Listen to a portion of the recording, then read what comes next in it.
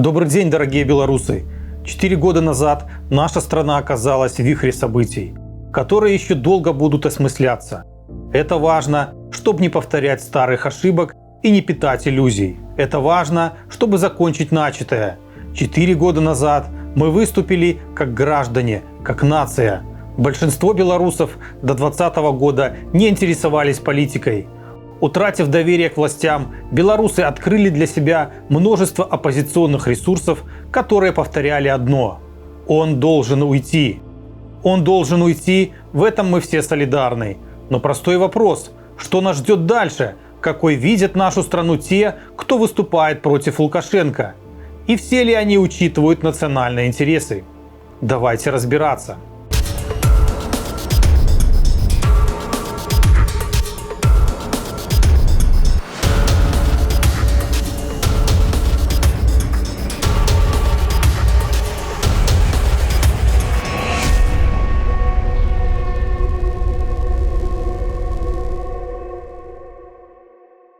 В горячее лето 2020 года белорусские протесты активно освещались в российских СМИ.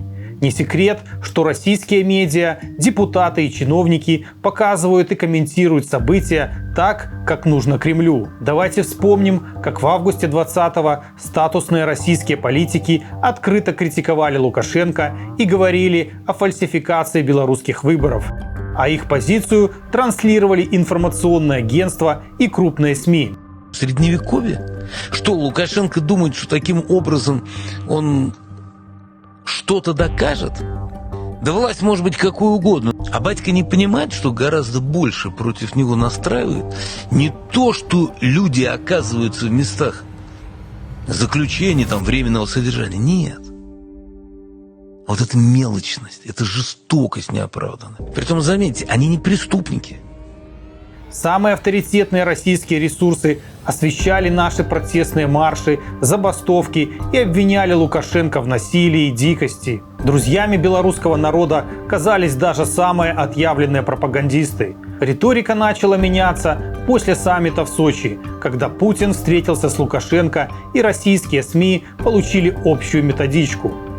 Я уже много раз высказывался на этот счет. Исхожу из того, что нужно дать возможность белорусскому народу внутри страны разобраться с своими вопросами, решить их в спокойном режиме. Президент Лукашенко высказался на этот счет неоднократно. Я с ним согласен в том, что надо делать это в спокойном, в спокойной ритмичной обстановке. Он инициировал изменения в Конституцию. Постепенно выяснилось, что протесты в Беларуси проплачены Западом, Тихановская ставленница Запада, а требования честных выборов и соблюдения закона были представлены как неонацистский шабаш. Имеет место быть. Это информационная, политическая, финансовая поддержка оппозиции из-за границы. Опять игры. Многовекторность.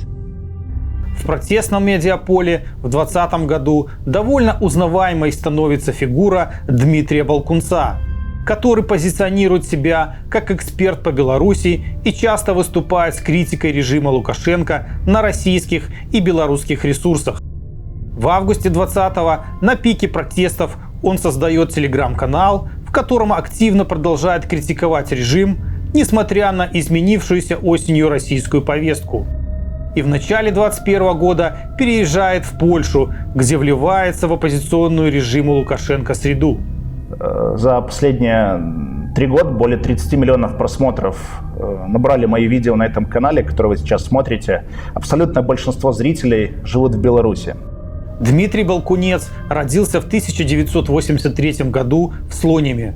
Окончил экономический факультет Белорусской сельхозакадемии, магистратуру Белорусского государственного экономического университета, специальность мировая экономика и магистратуру ЕГУ в Вильнюсе по специальности европейские исследования, политология. Дальнейшая карьера связана с Россией. Аспирантура в Национальном исследовательском университете Высшая школа экономики, специальность мировая экономика, директор Центра по работе с выпускниками в том же университете 2012-2018 годы. А теперь внимание! аналитик Института развития интеграционных процессов при Академии внешней торговли России. Научные и профессиональные интересы, евразийская интеграция, российско-белорусские отношения, энергетика, внешнеторговая политика. Несколько лет Балкунец был аналитиком Института развития интеграционных процессов России как минимум до конца 2021 года. И, возможно, продолжает там работать и по сей день. Обратите внимание на цели института. В начале 2010-х российская нефть била ключом. Евразийская тематика щедро финансировалась, и разные чуткие блогеры-аналитики потянулись на мясной запах российских грантов. То есть до 2020 года профессиональная деятельность Балкунца уже несколько лет была прямо ориентирована на имперскую экспансию России. Именно это, как мы уже знаем, скрывается под формулировкой «евразийская интеграция». Итак, вернемся к осени 2020-го. Тогда российские СМИ стали продвигать новые нарративы в белорусской повестке, которые Балкунец синхронно подхватывает. Взгляните. Российские нарративы осени. Диалог со сторонниками Бабарика, правильные позиции и конституционная реформа. Союзная интеграция после реформы. Тихановская, неправильная антироссийская оппозиция. С этими выборами мы видим, какие огромные протесты идут в стране. Люди многие, конечно, выходят как романтики. Они хотят честных выборов, справедливости хотят. Есть радикалы, всегда возникают, слетаются мухи на весь этот мусор. Я пока не вижу вариантов, кроме единственного конституционного варианта изменения ситуации в стране. Хорошо, что сегодня уже об этом звучит, и Россия будет помогать, я думаю, в этом. Россия не заинтересована в том, чтобы белорусская экономика рушилась, потому что очевидно, что политический кризис будет приводить к дальнейшему ухудшению экономической ситуации в стране и так далее. Россия хочет, чтобы быстрее там наступил, можно сказать, мир, согласие в обществе. Лукашенко такое согласие обеспечить больше не может. Он потерял сегодня доверие большинства людей. Вот как Балкунец активно продвигает кремлевскую идею конституционной реформы под чутким руководством России и по образцу российской. А вот так Балкунец выражает неудовольствие, что союзная интеграция при Лукашенко невозможна. Лукашенко должен уйти или Россия пострадает.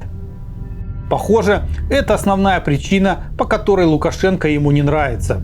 И постепенно, уже в новом канале, Балкунец скатывается к прямым оскорблениям Тихановской и кабинета, называя их самозванцами, намекая или прямо обвиняя в сотрудничестве с режимом. И еще меня очень, к сожалению, печалит то, что некоторые деятели оппозиции белорусской, которые называют себя демократическими лидерами или лидерками, они, извините, засунули язык кое-куда и помалкивают, сидят. Тоже в Литве находясь, между прочим. Они не заступились ни за одного белоруса, которого из Литвы вышвырнули просто. Поэтому я рассчитываю, что коллеги, которые подчеркивают, называют себя лидерами или лидерками, президент-элект и так далее, но они как-то проявят свою позицию гражданскую и скажут о том, как они поддерживают вообще массовое лишение ВНЖ белорусов в Литве или нет. А вот посты уже в стиле пропаганды Лукашенко, где Балкунец ссылается на знакомые нам по предыдущим расследованиям Байпол мусорные каналы с нечистой репутацией «Осторожно, вирус» и «Осин Феникс». Обратите внимание, везде в своих статьях Балкунец называет нашу страну Белоруссией. Белоруссия. И практически сразу, еще в сентябре 2020-го, начинает оправдывать действия Кремля, поддержавшего Лукашенко. Чем заплатила Беларусь за такое спасение, мы уже знаем. Ползучая оккупация и поддержка агрессивной войны. Россия сейчас его спасает, но даже не его спасает. Она хочет спасти все-таки Беларусь и белорусскую экономику. Потому что очевидно, что продолжение политического кризиса приведет к обвалу белорусской экономики, мне кажется, и Россия не хочет этого допустить, поэтому речь идет в том числе о реструктуризации кредита, о каких-то иных мерах поддержки и помощи в рамках союзного государства и договора. Но я хотел бы отметить, что российские официальные лица и президент России, и министр иностранных дел говорят о диалоге, необходимости диалога внутри белорусского общества. Надо просто набраться терпения и подождать, помогать всем политическим силам, не конфликтовать друг с другом, а настроить всех на позитивный диалог, направленный на защиту интересов граждан. Это чрезвычайно кстати, важно. говорят, что людей надо слушать. Да, это чрезвычайно важно. Почему? Потому что, видимо, Александр Лукашенко поклялся, я думаю, что он, может, пообещал российскому руководству, что он пойдет в ближайшее время на конституционную реформу. Я вижу выход из этой ситуации, политического кризиса, только в конституционном русле. Лукашенко высказался на этот счет неоднократно. Я с ним согласен в том, что надо делать это в спокойном, в спокойной ритмичной обстановке. Он инициировал изменения в Конституцию. Если произойдет смена власти в Беларуси в рамках Конституции действующей, Россия поддержит любого, кто И будет Россия власть. поддержит, да? Поддержит, легко То поддержит. есть они готовы... Здесь вот хотелось только добиться одного. Я уже об этом тоже так или иначе упомянул. Без вмешательства извне. Иногда Балкунец вообще повторяет нарративы самого Лукашенко и белорусской пропаганды. Вот, например, критикует установку забора между Белоруссией и Польшей. Практически сразу за БТ. И с теми же аргументами. Или вот, вслед за Лукашенко ратует за поворот экономики на восток. Если мы заглянем в перспективу, то я думаю, что из этих всех стран, наверное, две страны, Индия и Китай, будут, на мой взгляд, в какой-то степени доминировать или играть какую-то роль определенную в мире в ближайшие десятилетия, возможно. Это связано в том числе с населением, в том числе с ростом и доступностью образования для населения этих стран, особенно для Китая, для Индии. В Индию переходят многие компании, которые занимаются производством технологических продуктов, айфоны какие-нибудь прочее. Ну и Китай, естественно, стал, на мой взгляд, довольно самодостаточной экономикой. И напоследок немного веб-аналитики. Домен balkunets.org по состоянию на декабрь 2023 года арендуется через российский регистратор. За последние 3 года были 3 изменения на 3 уникальных IP-адреса. За эти же 3 года зафиксировано 1 изменение на 2 уникальных серверах имен. Домен арендован 20 ноября 2020 года. Обновлен 24 декабря 2021 года. Срок действия домена до 20 ноября 2024 года. Связано ли это с очередными выборами? Возможно. На сайт Балкунца ссылается 16 внешних доменов, но 13 IP-адресов. Выходит, что 3 домена находятся на одном и том же IP-адресе. Популярность сайта в поисковой выдаче в основном территория России. Видимо, это потому, что в подавляющем большинстве наиболее активно ссылается на сайт Балкунца российские издания. Например, один из них – Rosbalt.ru. По счастливой случайности именно этот ресурс рекламирует как честные и правдивые новости стран Балтии такие телеграм-каналы, как ОНТ News и Нева Льфович, которые относятся к режимным СМИ Лукашенко. И самое любопытное, несмотря на все критические высказывания в отношении России, не говоря уже о Беларуси, сайт Балкунца в реестре запрещенных не находится. Опыт подсказывает, что именно так нередко выглядит канализация оппозиционного поля в рамках управляемой медиаполитики. Итак, мы видим, что во время выборов 2020 года Балкунец работал в России специалистом по интеграционным процессам. В конце лета и осенью его медиаактивность вдруг резко выросла.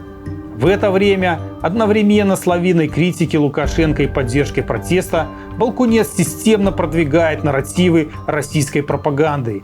И цель его протестной риторики – использовать выборы 2020 года, чтобы ускорить интеграцию с Россией и потерю нашей страной суверенитета. С такими союзниками, как говорится, и враги не нужны. Следите за дальнейшими расследованиями Байпол на нашем канале и соблюдайте правила цифровой безопасности, если вы находитесь в стране. Живе Беларусь!